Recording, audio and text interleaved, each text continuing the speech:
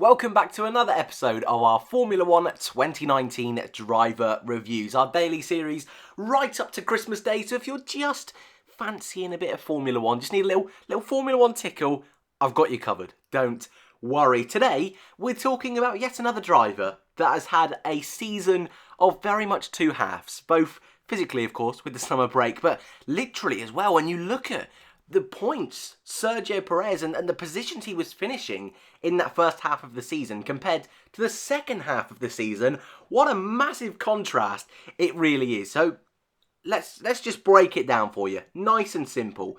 First half of the season, 3 points finishes, and those came in the first 4 races actually. Well, the second, third and fourth races.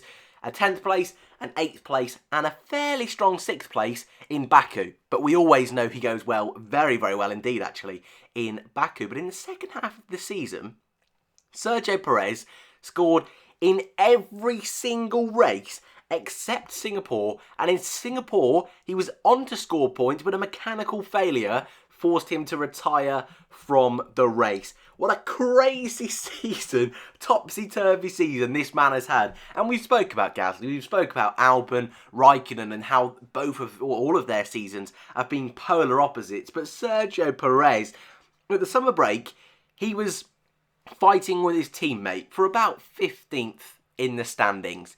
He ends the season after a final lap overtake on Lando Norris, a peach of an overtake around the outside of the second DRS zone kind of end.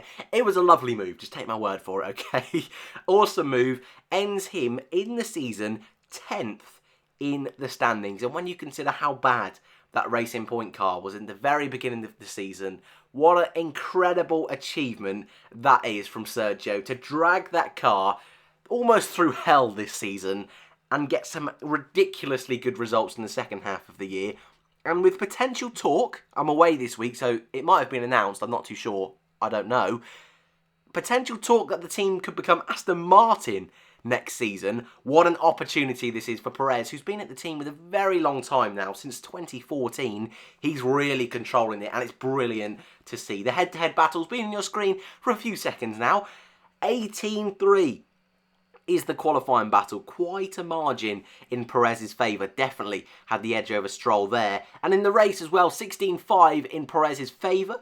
52 points for 21, although I want to talk about that in a moment. And championship position is 10th for Sergio and 15th for Lance Stroll. Looking at Sergio's own personal statistics a little bit closer. No wins, no poles, no podiums. Could have been a little different, however, he was the first man to retire from that German Grand Prix, thanks to his own mistake. You don't often say that with Sergio Perez. 52 points, 10th in the standings. His best qualifying was P5 in Azerbaijan, where he goes so well. And his best race finish was P6, also in Azerbaijan. He's just a bit of a master in Baku, but also finished P6 in the first race back from the summer break in Spa.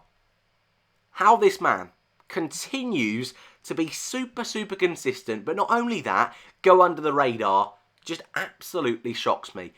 Considering the fact he scored in every race since the summer break, except Singapore, I don't think many of us were probably aware of that incredible statistic, especially when you look at the fact he scored points in 11 of the 21 Grand Prix, but his qualifying, he's only been in the top 10 5 times.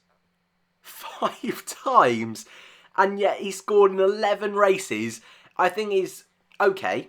There's a slight issue in Formula 1 in the sense that if you're just outside the top 10, that strategy has the potential to get you in the points. But that's what's so good about Sergio, is that even though the car doesn't qualify well, what he is brilliant at, and he's done this throughout his career, right back to his Sauber days, he's fantastic at looking after those tyres, and that has helped him out so much this season.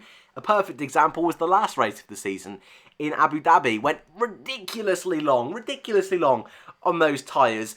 Fresh tyres right at the end of the race, but what was also brilliant is he's great at overtaking. We see some drivers a little bit tentative, not quite as brave on the brakes, and don't make up as much places. But Perez this year, I think, perhaps had a bit of a wake-up call in the summer break, but also those slight upgrades have really helped, not only with the car in general, but boost his own performance and confidence. And when you see it Lance Stroll's second half of the year, Perez has just completely wiped the floor with him. And even, I wanted to point out the points difference because it doesn't look that crazy, but Stroll got a P4 in Germany and Perez didn't score. So I think that really just kind of puts into perspective the kind of year Perez has had. And I'm going to, just thanks to that second half of the year, I've got to give him an 8 out of 10. If he was more consistent in the first half, that score would be a little bit higher. But of course, I'd love to know your thoughts in the comments down below. Of course, a new one of these every single day. So if you're new, feel free to subscribe. Thank you for watching, and I hope to see you in the next one.